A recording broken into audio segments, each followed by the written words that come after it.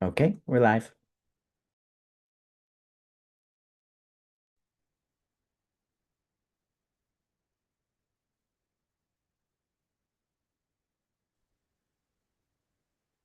Hey everybody, I think we're going to go ahead and get started. While folks are rolling in, we have some housekeeping items. So, Ampatuashte Yohapo. I hope you're all having a good day. My name is Sheena Roatman Wynn. I am Chicago Lakota and Muskogee Creek, and I'm the Director of Membership at the Indigenous Journalists Association, where our mission is to serve and empower Indigenous journalists through programs and actions designed to enrich journalism and promote Indigenous cultures. I won't take up too much time since we have some great content to get to, but I wanted to encourage everyone to check out IJA's website at indigenousjournalists.org. Join our membership if you haven't already. We are open to everyone, and consider coming to our Indigenous Media Conference this July in Portland. For some quick housekeeping, this event is being live streamed on Cultural Survival's Facebook and YouTube page, and it is being recorded and will be posted on our partner websites. Interpretation is available in Spanish, French, and Portuguese. To access, we'll click on the globe icon on the bottom navigation bar to choose your language. We want to know who you are, so please drop your name, community, organization, or country in the chat. And we will have a Q&A at the end of the presentation, so please use the Q&A function and not the chat for questions. And now I'm going to introduce our moderator, Tristan Ottone. Kiowa is editor-at-large at Grist and formerly editor-in-chief at the Texas Observer and Indigenous Affairs editor at High Country News. He has reported for Al Jazeera America, PBS NewsHour, NPR, and Indian Country Today. His work earned a George Polk Award, National Magazine Award nomination, and awards from Gannett Foundation and IRE. He is a 2017 Neiman Fellow and a former NAJA president. And now I'm going to hand it over to Tristan for panelists and introductions. Great. Thanks for that introduction, Sheena, and thank you everyone for being here. We know your schedules are jam-packed with UN Permanent Forum stuff coming up, so we've really tried to design this session to be as compact as possible and as practical as we can make it in order to be respectful of your time. Again, my name is Tristan Ottone. I'm Kiowa and editor-at-large at Grist. We're a nonprofit newsroom focused on climate change, and I run our Indigenous Affairs desk. And if engaging with reporters and the media is part of your communication strategy, our goal today is to really help you feel more in control of your messaging. Because we know it can sometimes be frustrating to speak with journalists. We're professional question askers who really want to cut straight to the point and quickly. It can often feel like we don't care about nuance or context or bigger picture ideas, but a lot of that comes from how we gauge stories and their newsworthiness. So we'll talk more about that in this session. What I think we can say is that I think that we really share a core objective with advocates, leaders, and scientists, and that's that we care deeply about driving change and making an impact. So today you're going to hear from three excellent journalists about sort of the behind the scenes realities of their jobs. We'll discuss how reporters process information, what specific elements they look for, and in order to commit to a story. And we'll talk about how you can think about crafting or messaging to reach journalists as well as broader audiences. So I also want to add that all of us will be at the permanent forum. So if you want to find us, talk to us, and even talk more about crafting story pitches and ideas, we'd be really happy to find some time with you. So please don't be shy about that. If you see us, you want to talk to us, please do. So we can kind of, I think, just jump right in and we can meet our panelists. Latoya, I'm going to start with you. If you could introduce yourself, tell us what kind of stories that you like working on. Sure, of course. Hi, everyone. I'm Latoya Bulu. I'm a senior editor and journalist at Manga Bay. Manga Bay is an environmental science news platform. I lead the Indigenous news desk, and we cover Indigenous and human rights issues globally. That can be in Canada and US, but we do have a particular focus on tropical areas just traditionally. So that includes covering Indigenous communities in the Amazon in South America, Congo Basin, in Africa and the Borneo Mekong Basin in Southeast Asia, though we are expanding our coverage internationally. We do both features and investigations into land grabs and extractive industries and the impacts on local communities. And we also do a lot of solutions journalism as well. I would say that half of what we put out is solutions oriented on Indigenous-led conservation solutions. The kinds of stories that I like to work on are stories that are centered around a particular individual or character, as we would call it, and that really explore the human dimension when it comes to environmental issues. I really like, of course, original reporting, underreported stories, um, and yeah. Great, thank you. Uh, Graham, do you want to go next? Sure. Hello, my name is Graham Lee Brewer. I'm a national writer at the Associated Press, where I cover mostly indigenous communities and tribal nations here in the United States. But I also write about how United States policy impacts indigenous communities globally.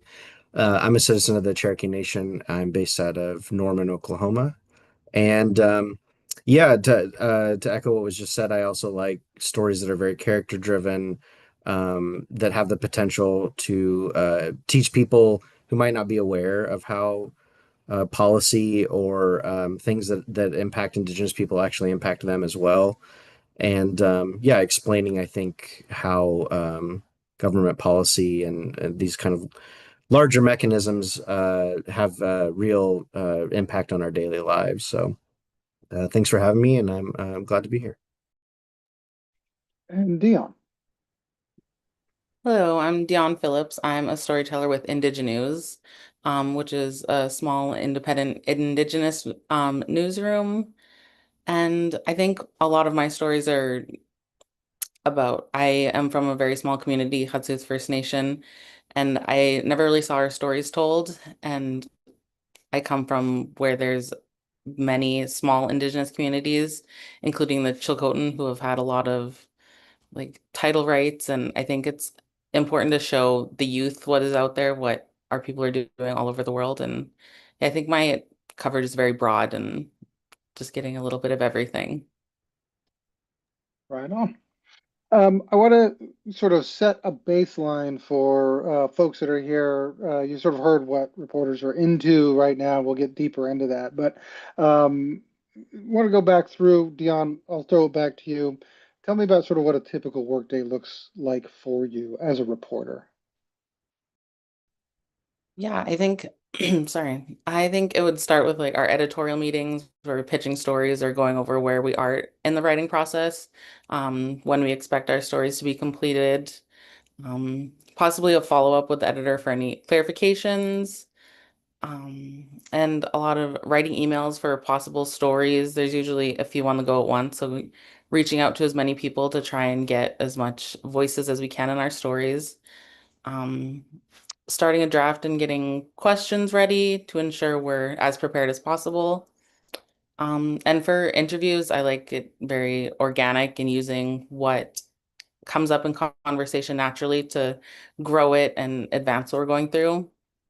And then going right into like transcription and getting stories written and completed and ensuring we have everything correct and sending that off to get edited and maybe a little bit of fact checking and back work and ensuring that we have the complete story told. Um, So it's a yeah, fast turnaround, but not that fast. yeah.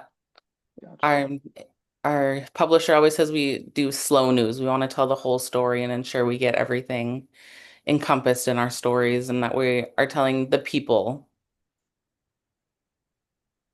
Cool. Graham, how about you?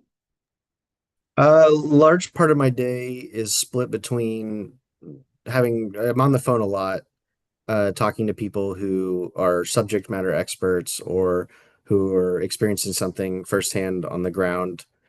A lot of it is kind of like pre-fact checking, so making sure that going back to people multiple times, asking them to totally making sure I understand a situation, who's responsible for what, building a timeline, kind of things like that. And then I think the other large part of my day is just doing a lot of reading and research, particularly if it's around data or a certain report, trying to go fully through that. Sometimes it involves going through a lot of court documents. Really, just like the real reporting is a ton of research and circling back to make sure that you understand everything correctly. Um, and then also just kind of checking in with sources on what they're seeing, what I should be paying attention to, just trying to get a handle on the day to day of what's happening on the things that I'm following. I usually have a set group of themes or stories or areas that I'm checking in on constantly, to make sure that I know what's happening in that moment. And Latoya? Yeah, sure. I can explain what my day looks like as an editor, and I lead a team of journalists as well. So there's a lot of admin and random admin things that I have to do when it comes to leading the team and managing their team and keeping up with their performance. And other than that, there are quite a lot of meetings that we have to do just between editors or journalists. Kind of like Diana and Graham said, there's a lot of reading involved, even as an editor. So we have to look for stories ourselves often. I have to read a lot of news. So there's about at least an hour of my day that's just reading news and reading all the latest science reports, trying to find new angles. And then if I find something that's interesting, diving deep and doing a lot of research to validate a particular angle. And then sometimes, I would say half the time, just doing interviews to validate the angle again before I can commission it to a reporter. And also, I receive quite a lot of pitches that I have to go through. And then each pitch requires a lot of attention and care to see, is the angle strong enough? Is this reporter the suitable person for this story? I have to also check up with their sources. So yeah, that's what my day looks like. And then on top of it, I have to edit the stories that I actually accepted. Well, in terms of the stories that you're accepting, like for you, what makes a good story? Like how do you gauge a story's importance and that you want to take it? Um, well, okay, the first most important thing is is this an unexplored angle and story before and it has even reached the mainstream. That's what Manga Bay really puts a lot of attention on is underreporting. Um, Especially in communities and remote communities that receive very little attention and press in their own country. Um, I also look to see if the angle is trying to communicate nuances and complexities that we rarely see. Is there a human dimension to the story? Is it led by Indigenous voices? Are they adding enough context? Is there field reporting possibilities that has there's bonus points for field reporting because especially for stories, it's very easy to have a solution story from the desk. But when you go on the ground, you actually see realities and complexities that you can't really get, from at home. So that's um, mhm, what I look One for. one of the things you mentioned there was like looking for like new angles. And Graham, I've heard you talk about this in the past too, this idea of exclusivity. Can you expand on that a little bit for you? Yeah, I mean, even though here in the US particularly we're experiencing a lot of downsizing at large news organizations, there's still a lot of working journalists and there's a lot of smaller startups. There's a lot of people who get their news from people who aren't traditional journalists. And so there's no shortage of information out there about any given topic. And so more and more news editors really value having something exclusive that no one else has. And that doesn't have to mean that you're the first person to report that story. It means that you're a person who's bringing some kind of nuance or new angle, new information. And so for us as journalists, what we're looking for obviously is stories. We would like to be first to stories, the first people that are reporting something important.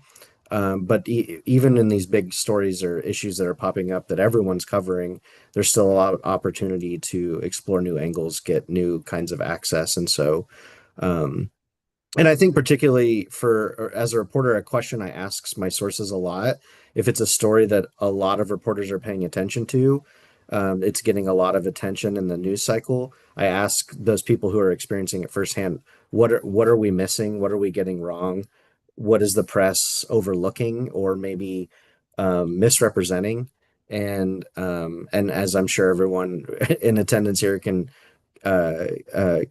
understand, a lot of the times the media doesn't always get the angle correctly or understand the on the ground three-dimensional kind of nuance that is necessary to really tell the story in an honest and representative way. And so I think as a journalist, that's something that I really look for a lot is how can you help me better explain this in a way that'll help the public understand what's happening? And again, it kind of gets at something I said in the very beginning, which is just like explaining these issues to people who are new to them and helping them understand how, while this might be a long ways away from them or in a different community, it does have impact on their lives too.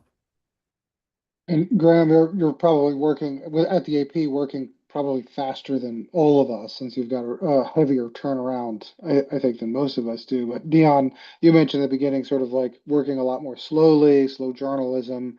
Like how is this working for you as well too when you're gauging a story's importance and you have more time to really sort of dig into it and spend more time with it? Like what rises to the level?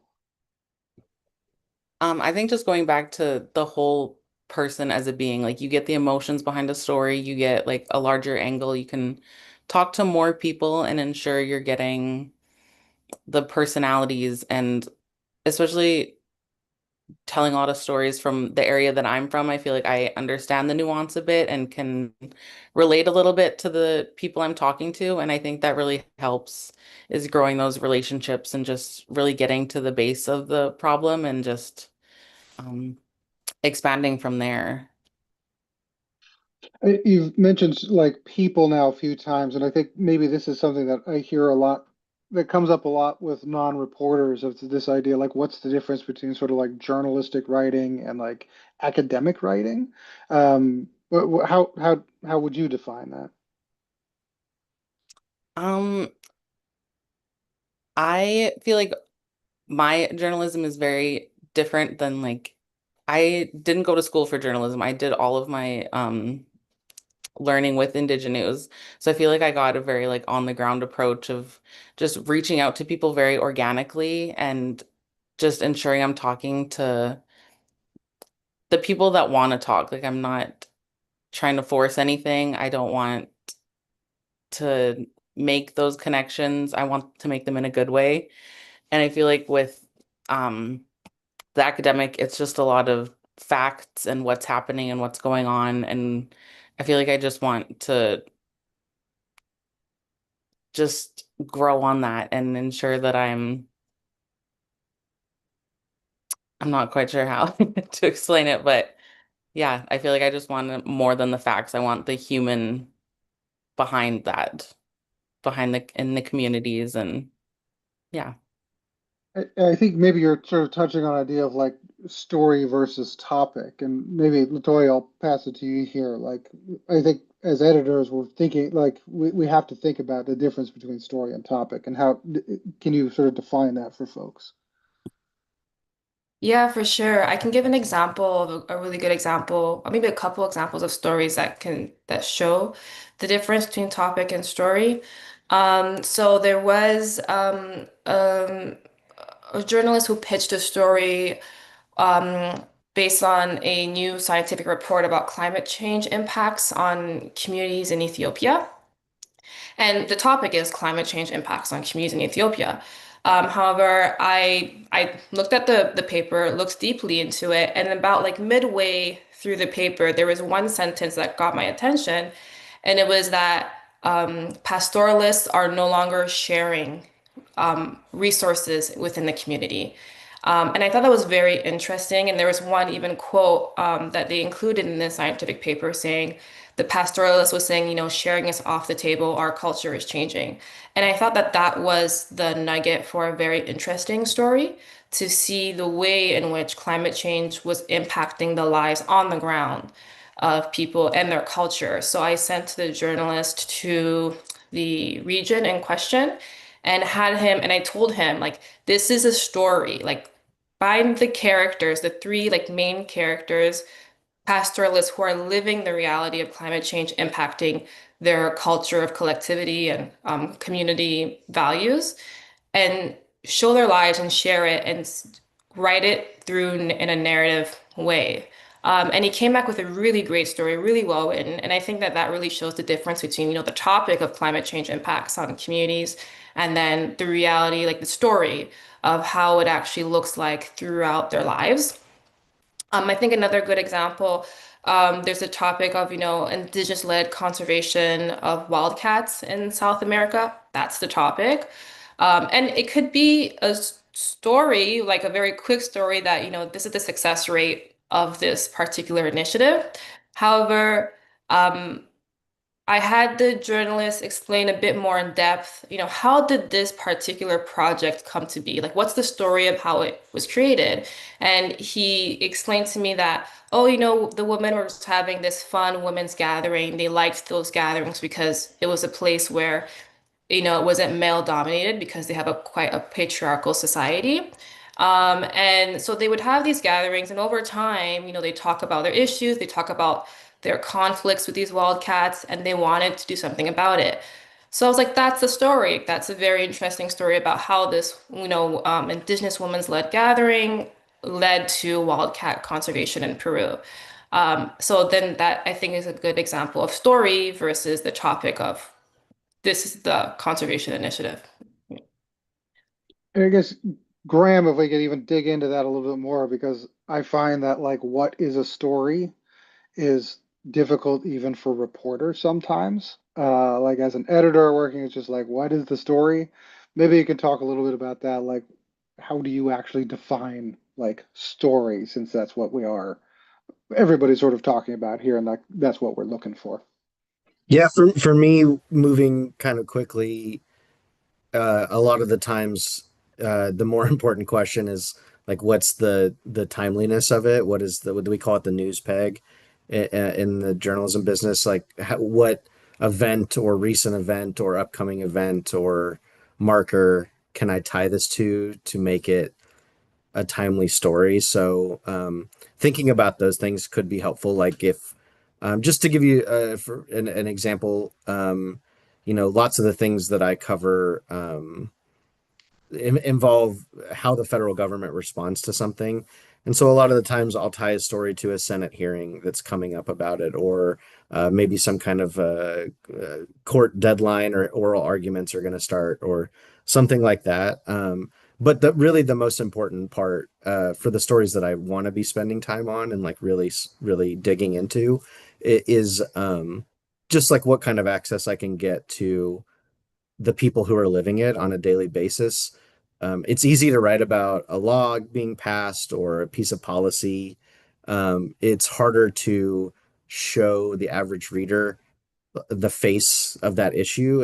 And what I mean by that is like the living, breathing person who's going to be impacted by the decision that's being made in DC or by any whatever government body we're talking about. Um, and so really, again, we've mentioned this before, but just the characters, the real people, and the events that are happening in their lives. I'd much rather tie a story to an event that's happening in a person's life who's being impacted by a piece of policy rather than when that policy is going to be passed, if that makes sense. Like, so thinking one of the first questions I'll ask you if you come to me with a story idea is there anything happening in the next few weeks that I could be there for to like show up and see for myself and talk to people, because that kind of access is really what I think drives the kind of narrative journalism that people want to read. Because that's the other really important part about what we do is obviously these issues are important and you want to bring them to people's attention, but you also want to keep their attention once you get it and have them read a story that they find interest in, that they can sympathize with, that they can understand in a way that's actually compelling. And I think that's one of the ways that you can really drive kind of social change is by through that kind of writing. So. I mean, you say it's easier to write about a law, but being passed or a piece of policy, but I don't know. I think I mean, it could be, but I actually find them kind of dry, which I think is one of the things that makes covering UN stuff sometimes very difficult, is that it's a highly bureaucratic area. It's a language driven environment. You've got all of these, like, you have alphabet soup of like document names and such that you have to get into, but you're still having to cut through and basically you still have to make it relatable. And I think that's what you're sort of getting at in terms of like finding somebody who's living that to some degree. Yeah. So how do you build, Dion, I'll ask you this, how do you build trust and relationship with sources then so that they trust you and you trust them as well too? I find that it can take a long time. I've been working with Indigenous for 3 years, and I think I wrote the first story about my community just last year. So it takes a lot of outreach and a lot of talking with people, and not everything can be for a story. I've found like you're just having conversations with people and opening up and just building those relationships very organically, and that helps them trust you and they know that you're not extracting every little piece of information, like you're not there just for um a story that you think will work really well. You have to be able to work with the people and understand their needs and what is coming about from a story, and it can be a very long process. And I think just, but it's worth it in the end to have those relationships that are very trusting and you understand them. But yeah, it's a long process. It sounds like you're saying you've turned down or you've thought you've been in stories and basically said, like, I'm not going to do that, which is a different way of working than I think most mainstream reporters generally work. Would Have you seen your colleagues act differently, essentially? Your non-native colleagues act differently? Um, I feel like, and I'm very lucky with Indigenous, like I feel like that's the way a lot of us work in our stories is um just getting those relationships first and making sure we have those. I mean, I feel like there's always a story that will have a little piece where it's not in such a good light, but if you are maintaining those relationships and like explaining your reasoning or rationale or anything, then you can keep those. But I don't think I've seen any changes with my colleagues. I feel like we're all very understanding of the processes that Indigenous has created. There's a question I just saw pop up in the chat, and I was going to sort of ask this anyway. I wanted to throw back to you, Latoya, here, and talk a little bit about navigating, conflicts. I think a lot of our storytelling as reporters is often conflict driven. Um, uh, we're always looking for like either high level or low level conflict. Somebody, a character needs to be doing something and sort of like running up against a barrier, right? So like that is inherently like a conflict that drives narration. But in larger scales, when you're sort of dealing with stories that impact communities, how are you navigating stuff that, even as Dion touched on, sometimes it's not so good, and balancing that with what an audience needs to know and what is good for a community? I think that there's a lot of layers to this. The first layer is, we in our team, we make sure that we're not taking part in extractive journalism in the sense that we don't believe that everything that is happening needs to be published. What needs to be published is what the sources, after they've been properly informed about where this piece is going to go, what it's about, what they would like to share with us on the record or on the background. And it comes from I think it comes from a place of basic human respect. Do you know what I mean? Like you're, it's a person to person. What you would do as if you were not a journalist or if you were just having a respectful relationship with another person, that's the basis of the interaction with the sources. I feel like there are sometimes journalists who think they have a right to know the information that another source wants to keep hidden, and so on and so forth. So I think that just the basis is that it cannot be an extractive relationship and it has to be based on respect. Now, from there, when there is conflict within communities, and this can happen often in certain particular regions that we cover, such as like northern Ecuador, and some parts of the Congo Basin between communities, um, it is quite difficult. The first layer is that we have to keep the sources informed of how widely distributed this article will be and what the article will be about. And from there on, we let them guide the information that they will share with us. There are stories, however, that even after sources are sharing information with us, that we've decided to omit information because we thought it would cause more physical violence within a community, or targeting particular environmental defenders. So there's a line that we make sure that we don't cross. And there's also the security of the sources that we have to keep in mind, the safety. So we do have a risk assessment protocol for our sources. And we are a bit, I would say, liberal with giving anonymity to our Indigenous sources, especially after we've evaluated that there are risks to themselves, either within the community or most of the time by government and armed groups who are nearby.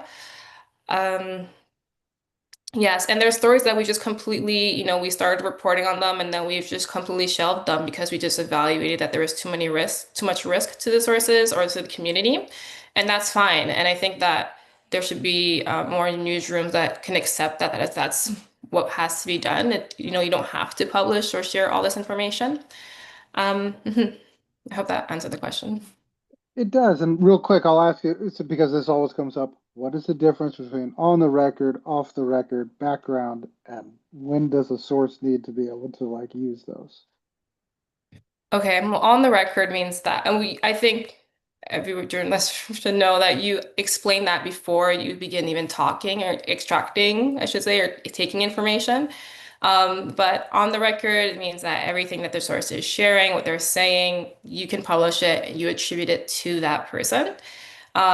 When it's off the record, you cannot share anything. It's just for your own knowledge, but you can't include it in the article, and you cannot include it at anonymously in the article. And then on the background is that they're telling you this information, you can include it, but don't say where you got it from. You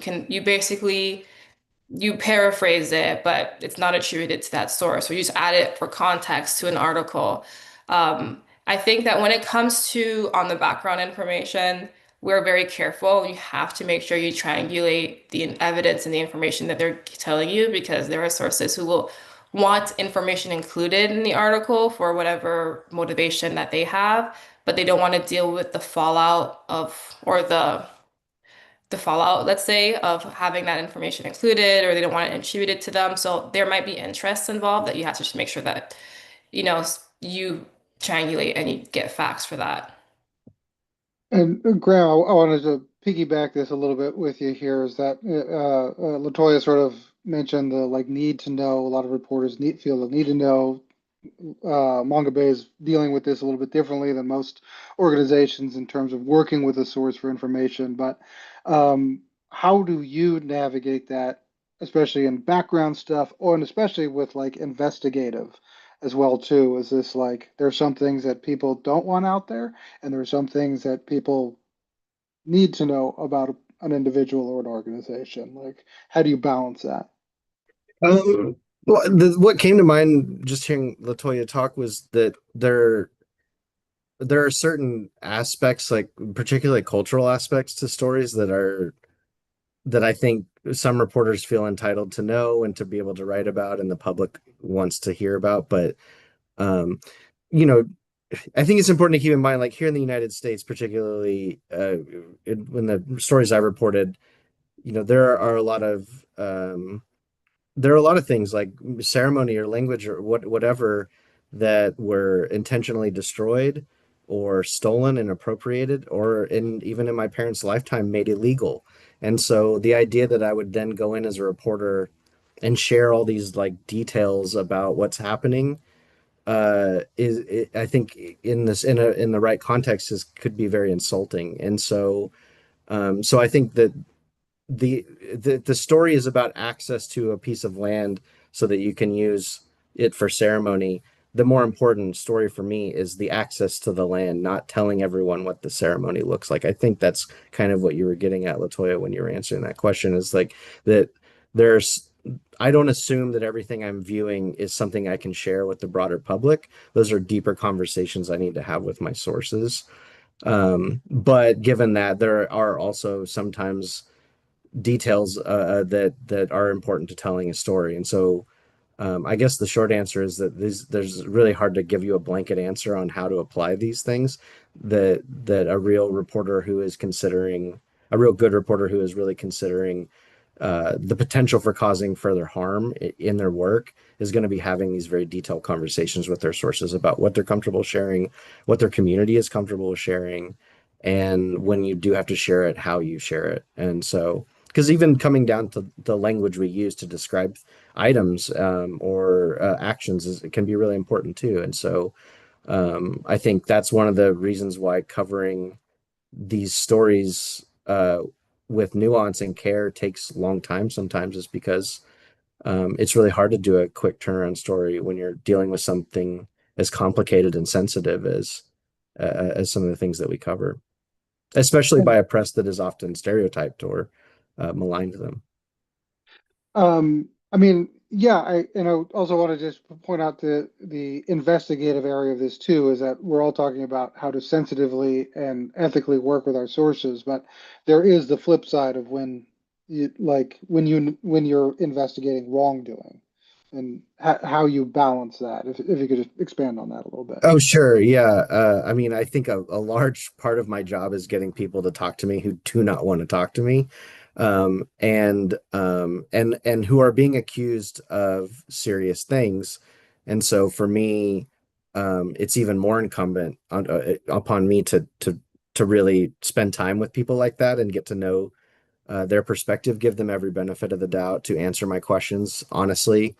Yeah, I think that it's something that you have to take great care with because um, I can't publish anything alleging a crime or a wrongdoing or whatever without thoroughly giving that person the chance to explain themselves.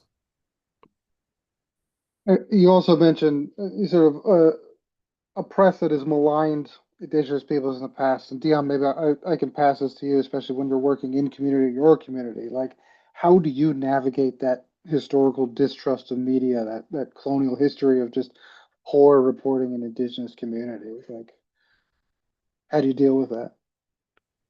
Um, I think as I said before, it takes a long time. It's a lot of work. It's a lot of going back, and I have like printed my stories out from past and like shown it to elders and like to show them what I've worked on before so they can get an idea. I think that's really important to show your past work and how you've covered things before. And I think as you grow and expand your reach, that it's a bit easier to show what you work on and how you were able to cover things in the past. And yeah, it's really hard, I found, especially coming from an area that has had like one newspaper covering everything. Like people are so focused on that like small, fast-paced news that gets all the drama and the clicks, and like it's hard to get people to trust that that's not what you're going for. But I think just using your past work and talking about how you will cover a story in a new way, and yeah, just being able to show that it's different is very helpful for people just to hear your voice even, or see you try to show up in a way that is helpful. And Dion, I'll push a little bit more too. You've talked a lot about your practice and how you're approaching communities and how thoughtful you're being in terms of how you're going about your coverage. But what practices should people that you're working with employ? Like what sources and community members that you're interacting with, like what are you looking for in terms of how they treat you and how they're getting their story to you as well? I think it's a lot very organic. I've had people like Facebook message me and try to tell me what they're looking for, or I think it's trying to hear as much background as possible. Like if people can tell me a lot of what's going on or these things that impact a story, I think it's just a lot of information that if people are able to share as much as they can and just what they want to see. Like it's hard to just hear something and be like, okay, this is what they want covered, but that could be completely different. I think just as clear as possible and to understand the background and what people want. I feel like that's what we need, not just this is a story, write about it. And then there's so many angles that could come from that. So it's a little difficult, just as much clarity as possible. Well, maybe I should ask the inverse of that. What should people not do? Give me one sentence and just to try to extrapolate from that. I think, yeah, and being aggressive, like you need to write about this. I feel like it needs to be a relationship together to make a story, to have that idea that's very um broad, I guess, and then being able to work in a relationship and talk and communicate and not just give me information and leave and that's it. I think the follow-up is very important. Uh, Graham, I'll ask you the same question. What should sources not do when talking to you about stories? The only thing that really kind of came to mind was that this has happened a lot now under the Trump administration, that things are moving quickly. Is that people will offer me data or stories or things like that. And I'm not saying don't go to other reporters, but if you've given that same information to one of my competitors, just give me a heads up on that you have. You don't even have to tell me who it is if you don't want to. But it does impact my sense of urgency. Just like sometimes I'll be working on a story, I'll be asking a source for some information, and I'll finally get it. And then, like, the very next day, I'll see the story in the Washington Post, and I'm like, I'm not saying don't talk to that Washington Post reporter, but I wish you would have told me that that story was going to be coming out tomorrow, and I probably would have spent my time a little differently in how I covered it. And so, because just to give you a sense of how we're making these decisions, it's not always based on me as a reporter. It's what my editors want, and they're thinking in terms of, like, even being 60 seconds ahead of the competition is going to drive so much traffic to the site. And so that's how editors are thinking at some of these fast moving places, is that and so anyway, that happens fairly regularly. I think is that it just kind of really would like to have just a heads up if you're sharing that information with other reporters, or how exclusive this information really is. Graham, and I'll pass this to you, Latoya, here. You remind me of also in terms of communicating that you might be talking with other reporters or other outlets. Also, something that seems to come up every year at Permanent Forum and other places for that matter. The that people sometimes are a little surprised that we're going to call the other side or somebody who's being accused of something to get comment. Maybe you could talk a little bit about that, Latoya, about sort of the thought process behind like why, so this like we've accused the Navy of doing something, and then people are shocked that we're going to call the Navy to like talk to them about it. Like, talk a little bit about that process and on the editorial side. Yeah, of course. Well, for I think for Manga Bay and for most media outlets, it's really important to have balance in the story. And when we do inform some sources, there is surprise. There are even some cases of anger of kind of contacting the other side. I think that some sources they will feel like they're being delegitimized or the facts that they're sharing are being questioned. But it is a fundamental part of the journalist process to have a fairness in the article. And I think that I'm beyond, the moralities and ethics of journalism, which this is part of. I think that maybe a lot of people don't know, but the media outlet has to also legally protect themselves against litigation, especially for media outlets that are based in the States at the moment, just given the realities of the Trump administration and litigation. So you have to reach out to other sides for their right to response and reply, especially if it's companies that will come with a lawyers and a team. So there is the morality and the ethics of having to contact the other side, and that is going to be part of the process. We try not to let that happen at the end, right before publishing, because we also want to give the other side enough time to respond. And we will even sometimes give them a couple more days. Like there have been times when I've reported that I've given a company more time because there was just so much they had to respond to.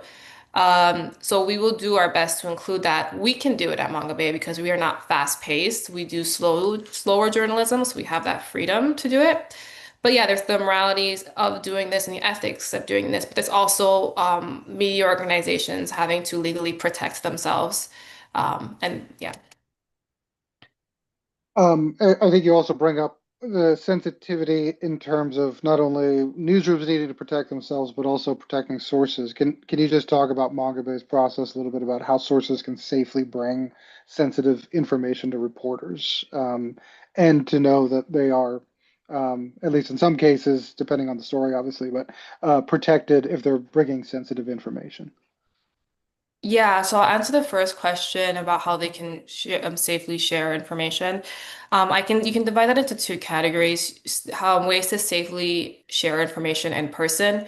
This is preferred than sharing it digitally, just because there can be a digital trace. They can be tracked. It can be tracked more easily to that whistleblower. So sharing in person is something that is preferred because, especially that we have a wide variety of journalists based in many different countries. So there are points of reference that they can, if you're somewhere in Southern Congo, for example, or somewhere in Indonesia, there are journalists there that you can share information with securely. At times, there are certain sources who they're in very remote areas and they're not able to go and access like a point to contact the journalist with information in person. So we can cover like their transportation just to be able to go and speak with a journalist and making sure that that payment is not paying the source, but just paying their transportation. So there's that speaking to a journalist in person. And it's not recorded conversation unless it's on the record, and the journalist will take notes. And there's the other way that they can share the information through secure channels. We use Signal often. There's journalists as well who use Proton Mail, and we have a tip form on Mongo Bay that is anonymous that they can share tips with. And I believe there was a second question. I forgot. Sorry. Oh This. no, that's great. I guess because you like, especially in terms of getting sources to where they need to in person, you have a wide network on the ground. I guess I would ask Graham first, and then Dion too. What do your safety and security protocols sort of look like for sources who may be sharing sensitive information? I mean, a lot of what Latoya said, but I really feel like Signal is kind of the driving like medium to share a lot of that information. Especially during a lot of the like the mass layoffs through the federal government, I'd say like every single source that reached out to me who was either still employed by the federal government or was recently fired all reached out to me via Signal. Yeah, and then Proton Mail is also a good one. But yeah, just trying to meet them where they need to be met in terms of protecting them. And I think just also a lot of these conversations with source building under the current administration, they start with very long conversations about just the parameters of what I do, what access or what kind of safeguards that the sources want to put in place to discuss what we're going to discuss, what I plan to do with the reporting. And so I just bring that up to say that if you have any worry about speaking to a reporter and have concerns about your safety or anything like that, that those conversations should start with that reporter just by building trust, like off the record conversations about what expectations should be, what you're willing to share, what your concerns are, and any questions you have about the journalists, their process, and the story they're writing that they're willing to share. I think that's a perfectly suitable use of our time is to take time to not just ask you questions for attribution, but to ask you what you need as a source. And Dion, same question to you for Indigenous. I think the signal so far has been all that I've had experience with, and but I haven't had much, so I don't feel like I can add more than has already been said. Well, let me ask you this, since we'll be seeing a lot of this during permanent form, do you find releases useful at all? I do find press releases useful. I think especially like from the smaller communities, that's a lot of the only way we get information. There's like one communications person and they're just sending out the releases to us. And I think it's a great starting point to advance a story. Like you find different angles and there's a lot of layers that can be unveiled with the one small press release about like language or anything. And then it goes very broad and what the language is at now or like how it's being revitalized. I think, yeah, press releases are helpful and it just can get broader. Okay, all right. Latoya, are you in the? I was asking because I don't use press releases because I usually get like 50 a day. So like it's really nice to hear that, Dion, because I think it's like a really good use of like a press release. But I just delete them because there's just so many coming in. So I don't know, but Latoya. I would say that I perhaps would commission maybe 5 to 10% of press releases into an article. So we have a newswire at Manga Bay. It's been here for about a year, I think.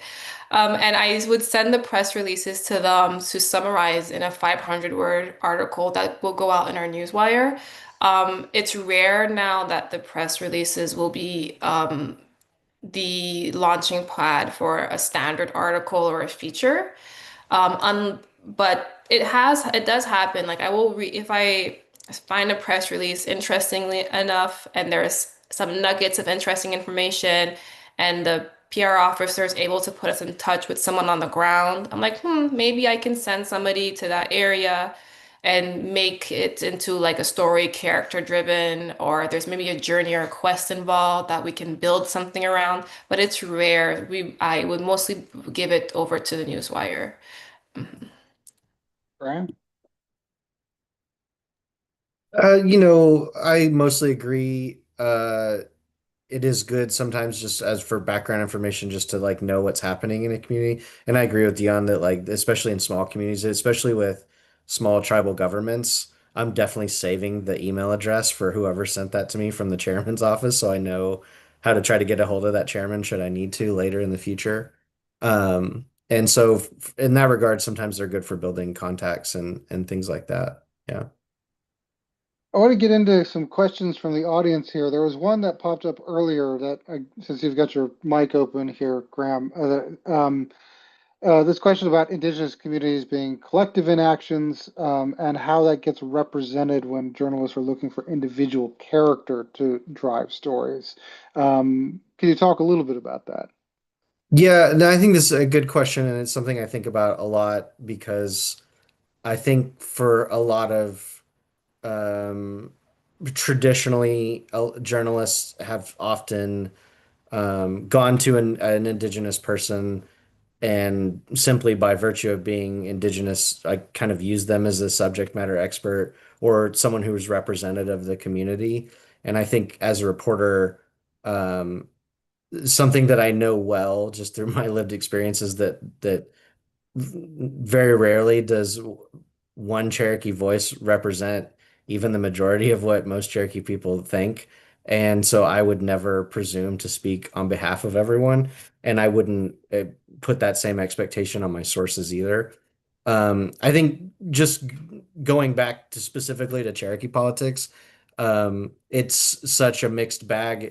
And it's so ingrained with American politics, particularly electoral politics sometimes that I've seen many a reporter kind of take one take and run with it, it only to be just kind of raked across the coals later because so many people within the community disagree with how it was represented in the story.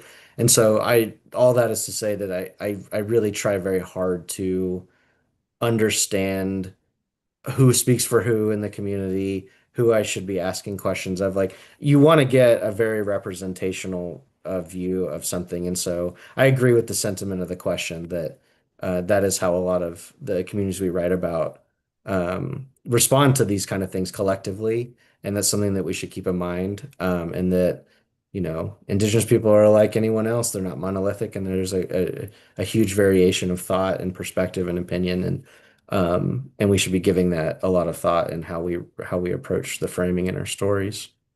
I agree. And there was an additional thing that I read in that question, though, about like if you were going to write your story, you're not going to start the story with 16 different people though, right? You're still going to have to start with one person. So how do you navigate that? Because I've seen this as well too, in terms of like people saying, look, you need to talk to this person, this person, this person. Completely agree, and I want to talk to all of them. But at the end of the day, like the story is not going to open with all 16 people who were part of that thing, right? Like, so to some degree, I think that's a structural question, and maybe you can talk a little bit about that in terms of the writing, the actual writing of the story. Yeah, sure. What you said kind of reminded me when I used to work regularly for NPR, and you're working in radio, and you have 3.5 minutes to tell a story. There was a formula that you find yourself kind of falling into quite a lot, which was it was the problem. You set up the problem, you introduce somebody's solution, you introduce somebody's argument to that solution, someone who has a different perspective on how to solve the problem, and then you look to the future. And really what that last component means is that oftentimes you're not coming to any resolution in a story. You're basically establishing that there is a conflict, there's a disagreement, and that conflict and disagreement about how to fix the problem is also something that's going to extend into the future. And so, problem, solution, argument, future, that's something that I think when you're writing short, it can be a helpful formula because, like I said, it might not just be a disagreement about the problem. It will also be a disagreement about the solution to it, and that those conversations are going to continue well after your reporting is done. And so, yeah. Anyway, I don't know if that answers your question, Tristan. But Well, and I'll kick it to Latoya because I saw you nodding here too. I mean, yeah, especially with radio, 3 minutes is that, if you want the story out and we're talking about needing to name everybody on the study, for instance, right? Like this becomes not necessarily journalism, I would say. But Latoya, maybe you want to talk more about some of the stuff that you were nodding about here in terms of Graham's responses. Oh yeah, well, I agree with everything Graham was saying, and I think it's a really good question. And I agree particularly what Graham was saying about you have to know the people who are either leading a particular effort and the leaders of a community as well, and that you communicate with them. Because I have seen like reporting where they would attribute, a very community-led effort to one person. And it is a structural issue because you do have to start the story with one person. I think that the way which we approach it is that we make it very clear that this person is not representative of the effort, but person is representative of their experience in the effort of their own life. And I think that you're telling the story of this person's experience, and you will start it off there, and then you will dive into the other characters of the story as well. And sometimes, when you're interviewing many sources within the community, you will find that the actual leader of the community's, let's say, story or like the life event isn't as interesting to start the story off. You want to start it off with somebody else who has much maybe a quote or a life experience that really captures the issue better, and you will start with them. making clear, of course, that this is this person's own experience before you dive into the explanation of the actual leader of this particular conservation project, for example. That's the way in which we deal with it. Um, Dion, there's a question here, and we can pass it around too. That I see in the Q&A that about sort of the like about the pitch process to journalists. I don't know if it's how you pitch a journalist or how journalists pitch their stories, but maybe we can talk about both of those ways. How, when you are working with editors, how are you? What kind of things do you need to bring to your editor to make to like pitch the story for approval? I think to have the story well-rounded at first, to have who you're going to interview, why the story is needed, a little background. I think as much information as you can, while also acknowledging that it can grow and become something different through the story process. Um, yeah, I feel like Indigenous is very like natural and flowing. There's a lot of conversation beforehand, before even like the official pitching process. Um, and then again, stories pitched to us is just as much information as we can get. And And yeah. what about when people pitch you? I'm sure you've been in a situation where someone was like, I know a story that'd be great for you. Mhm. And either it was great or it was terrible. It happens all the time. But yeah, I guess what are you looking for when that person, like when you're standing in line, is like, oh, you're a journalist. I have a great story for you. Like, what are you hoping to hear? I think again, like stuff that hasn't been covered, stuff that is affecting a lot of people, especially like I said, with the small communities. I feel like yeah, it can be some really bad ones, or it can be a good story that you haven't heard of or haven't realized is as expansive as it is. And I think just those little nuggets of information, I feel like it's always worthwhile to hear it out, but you have to be able to discern it for yourself, and maybe even just doing quick little background like later that night. But I think some are definitely worth looking into, and yeah, you just have to figure it out for yourself if it's worth it or not. Do you shy away, or shy away is the wrong word, but are there stories that like you just won't go after at all? Like, you mentioned sort of like stories that are, can put people or community potentially in a negative light. And I don't think that's something that we generally shy away from as reporters, but do you have some kind of hard lines of where you're just like, not going to do that, not going to happen?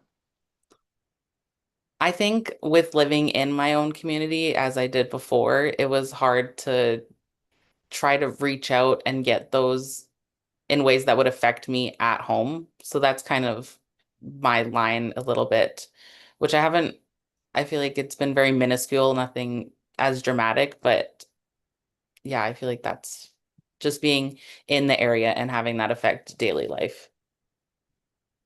Again, for participants, please feel free to use the Q&A and drop some questions in there, and we'll try to get to them.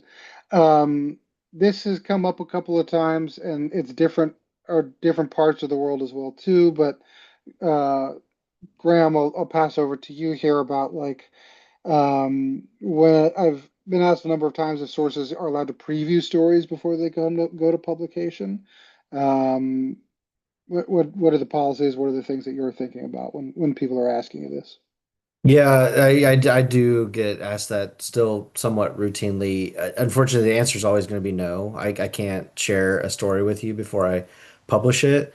But that doesn't mean that there aren't things I can do for you. So this is going to vary depending on policy of the specific publication. I've worked at different places that had different policy on what we can share before a story. But one thing that probably almost all of them will do for you is read back your quotes to you. So if you've done an interview, you're concerned maybe about how the reporter is grasping the issue and is going to write about it, or you're concerned about being taken out of context or how you're going to sound, then just ask the reporter if it's possible that if before publication that they can call you, read back your quotes to you to make sure that you've been quoted correctly. I, of course, record all of my interviews. not just so that I can go back and read them, but just so that just in the just in case that you need to go back and reaffirm what someone said, you can. And for me, that's generally not a problem. It is a conversation that I have with my editor beforehand before I usually engage in those conversations. The other thing that I like to do as a reporter, if I'm working on a story that is an investigation, particularly, if someone's being accused of a crime, if there's serious allegations, then I send what's called a no surprises email. And it's an email that I send before publication. And it's basically everything I'm going to say about you in the story. It's called the no surprises email because I don't want you to be surprised by what you read about yourself. You should have every opportunity to respond to every allegation, every factual statement about yourself in a serious story. I don't have the opportunity to do that for every story I write. A lot of stories demand a very quick turnaround, and I don't always have the time to go through all the facts with you. But like I said, if it's a story with serious allegations, criminal allegations, you can expect that I'm going to come to you and give you an opportunity to respond to every point I'm going to make. Again, that's not something that every journalist does, and it's not something that even every journalist who does do that does with every story they work on. But those are some of the things that you could expect and maybe could ask for.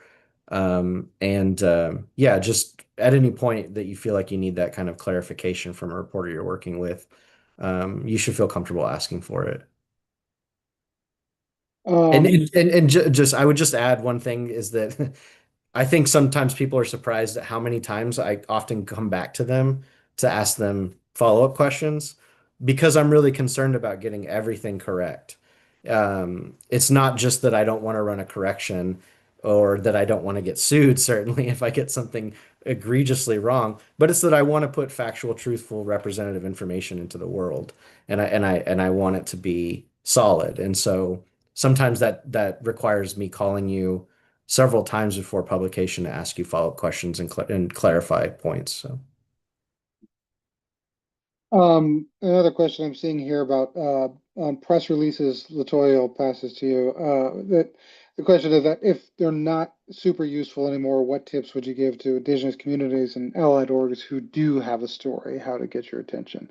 And just for the person who posted that, I say that it's just because I get so many, they actually are useful also when I see like an Indigenous related like press release because I'm going to read it, but it is because I'm inundated all day that this is why I say that. Do a little self-defense for me here, but Latoya, go ahead. I will say that they are useful still. I think there's a difference between the press release being useful and a press release being published.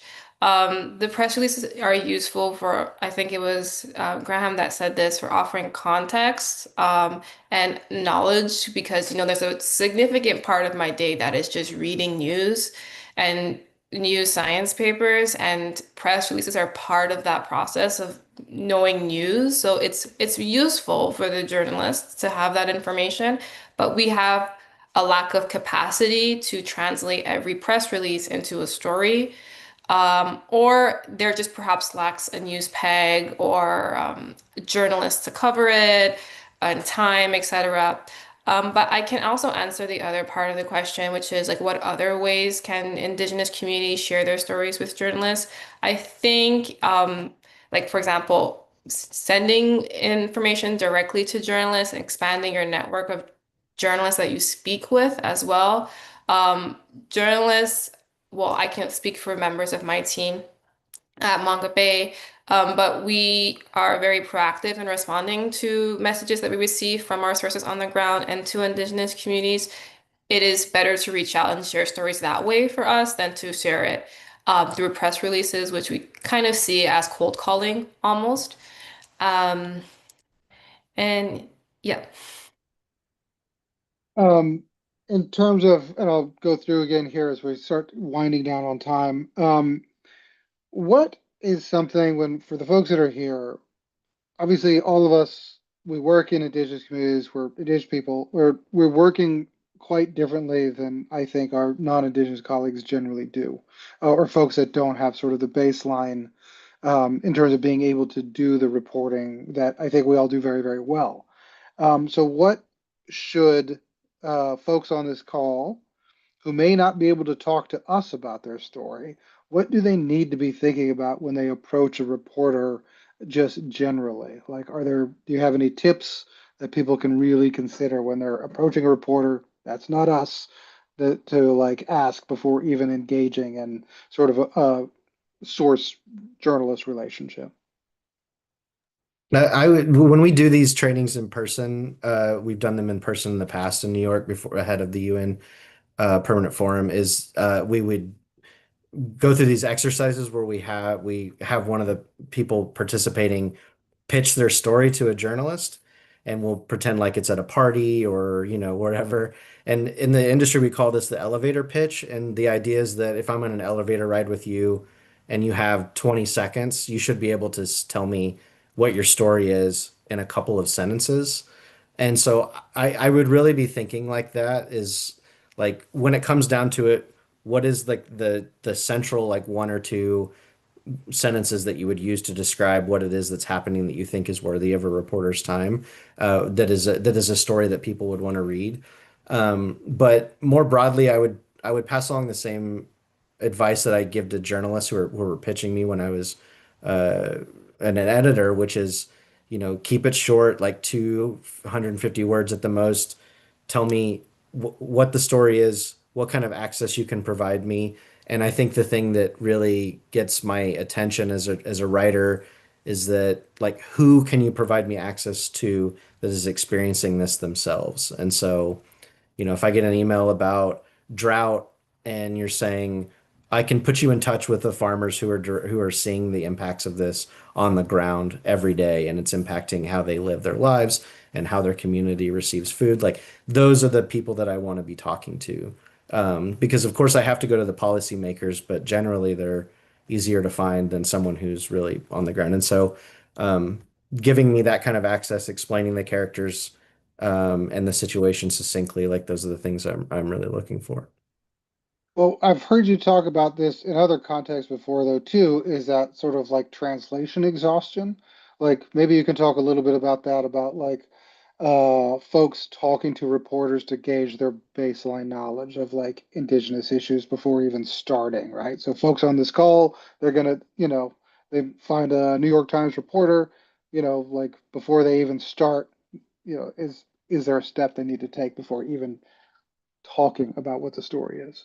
Yeah, I mean, I think you want to consider the reporter you're reaching out to, right? I mean, ideally, you're have a reporter in mind who is familiar with these concepts, whether it be like, tribal sovereignty or free and prior informed consent and things like that, that you don't have to explain those things. But yeah, just to your point, like Indigenous journalists in particular, like we all appreciate and understand that translation exhaustion of like having to explain these very baseline topics and ideas, because a lot of us are oftentimes the only native person at our news organization, and we're having those same kind of translation exhaustion experiences ourselves, explaining these concepts to our colleagues and to our editors, and trying to explain to them why a story is worth our time and why it's important when they might not really fully understand it because they're new to the topic or the concept themselves. And so, yeah, but I think the advice I would give is like just do some research on the different reporters that you think you have identified as potential ones you want to reach out to, and familiarize yourself with their background and their experience and their reporting, and maybe prepare yourself for having some of those conversations. I've had plenty of people call me, pitch me a story, and then begin by explaining what tribal sovereignty is, and then I get to uh, relieve them by saying, "Hey, like I already know these concepts. You don't have to explain them to me." And they're usually, like I said, they're very relieved that part's out of the way. We can get to the nuts and bolts of what we're talking about here. But that is probably something that you're going to be dealing with, particularly if this is a reporter that is not from or familiar with your part of the world and the particular your issue. But yeah, so maybe be thinking about how you're going to explain those things, but also trying to find and identify reporters who are already familiar with them and that you're might be more comfortable working with.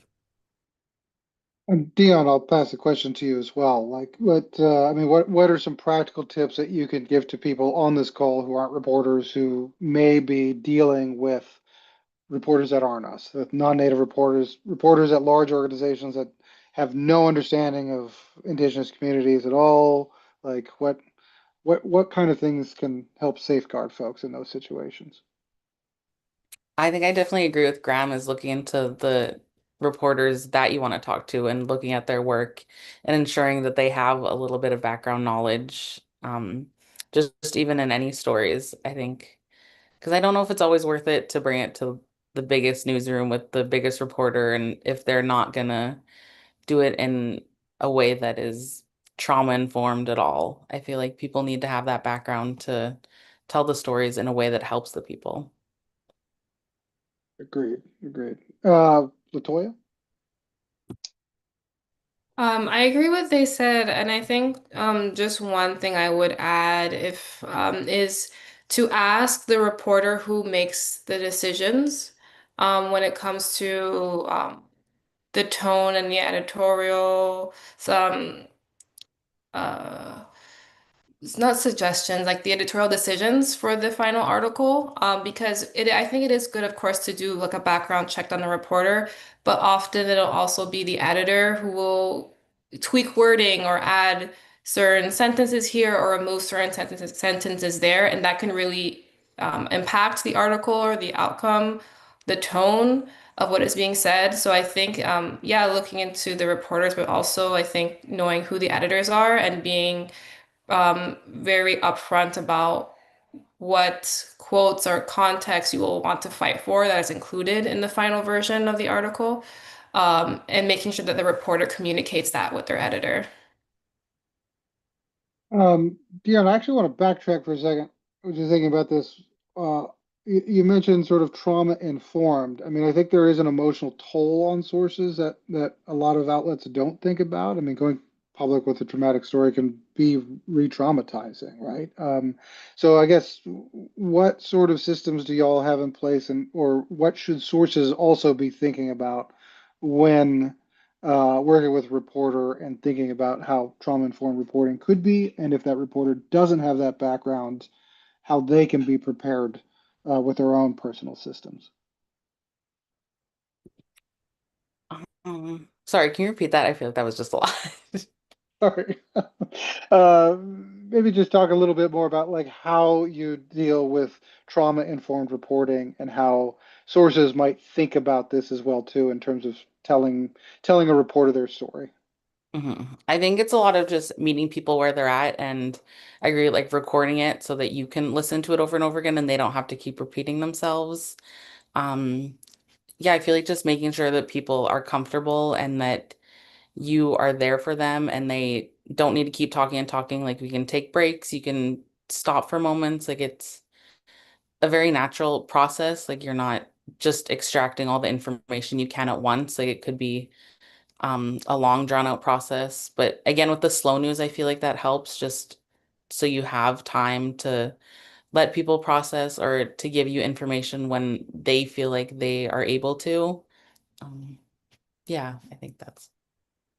I mean, do you think your sources or generally people who engage with reporters understand actually how much power they do have in these relationships? Because I think a lot of times it looks very one-sided. Yeah, I feel like it's again like those relationships that you build, and I think that you have to reassure people and just make sure that they know that they are in charge of what they say again, like on the record, off the record, and just have that in place before beginning a story at all.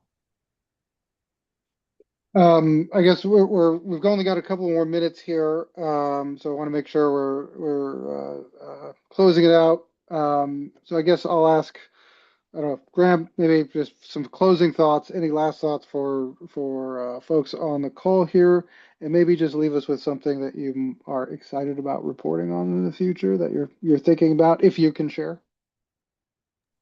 Um, yeah, I think I think a large part of why we do this is because we want people to see that we're just like regular people, and that there is a lot of thought and care that goes into our work that probably isn't really translated in the like larger ecosystem of like social media and things like that. And that I would just say that like the best like the best tool that a journalist has is their own curiosity. And so at the end of the day, like we're just like deeply curious people who like to like learn and talk to people. And so I just say that because like most of us are not very intimidating people. I think like one of the reasons that we're good at our jobs is because we enjoy, like I said, learning and talking to people and getting to know them. And to me, that's one of the most exciting parts of the job is just the conversations we have that don't make it into the reporting. They're just me learning about you and your world and why the issue that we're looking at is important to you and to us and to everyone else. And you know, I think the best conversations I have in the during a day for my job aren't they don't feel like interviews. They feel like more like conversations. And I just really love that part of the job. And yeah, and so just keep that in mind before you call us, is that like that we're just regular people, and yeah, even though we do often wield a large spotlight. And so anyway, and then as far as the future is concerned, yeah, I think I'm really interested in continuing to cover how U.S. policies are impacting people, not just here in the United States, Indigenous people here in the U.S., but globally. I think the closure of USAID and the fallout from that is something that we're going to continue to see the ripple effects for many years. That's just one small example, and so yeah, I think it's easy here in the US to for readers to ignore how American policy impacts the world, and that but that's something that I'm really interested in writing about. And Latoya, final thoughts, story you're looking forward to. Story I'm looking forward to is a big project that's mapping extractive industries on community forests in the Congo Basin, and these are community forests which are managed by Indigenous peoples. The Congo Basin gets very little attention compared to the Amazon, though it is the second biggest rainforest, and it has diverse Indigenous communities who struggle and face many impacts by the rich minerals that are under their lands that many companies and people in the world want. So that's a very important project that we're working on and will hopefully raise the voices of people who are living in very remote communities around the world who live on top of the resources our world depends on.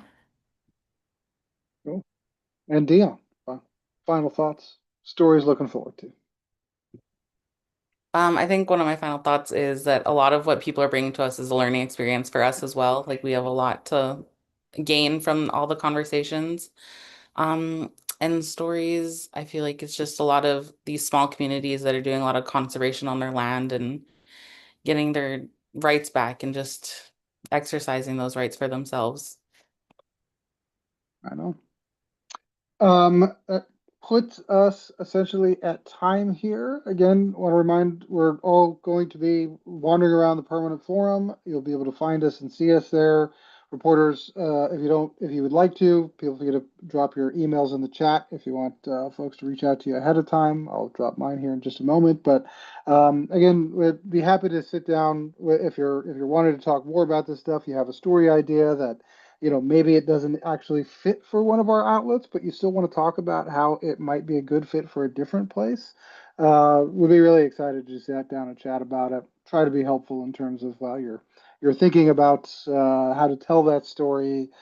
Generally, we do these in person, and we actually have a section on like crafting a pitch, but hopefully we'll be able to do that next year or in Geneva to we'll see when we get there, but we can kind of do one-on-ones to help out if that's something that you're particularly interested in. So feel free to reach out to us at any time, and we're looking forward to seeing everyone over at the Permanent Forum. Let us know what's coming up. We'll have a team of about I think 8 reporters that'll be there, including everybody here. So we're looking forward to covering everything. And again, thanks to everybody who put on the webinar today, Cultural Survival, Indigenous Journalists Association, Project Access. We're really excited to be here and talking to y'all, and hoping to see y'all soon. So thanks again.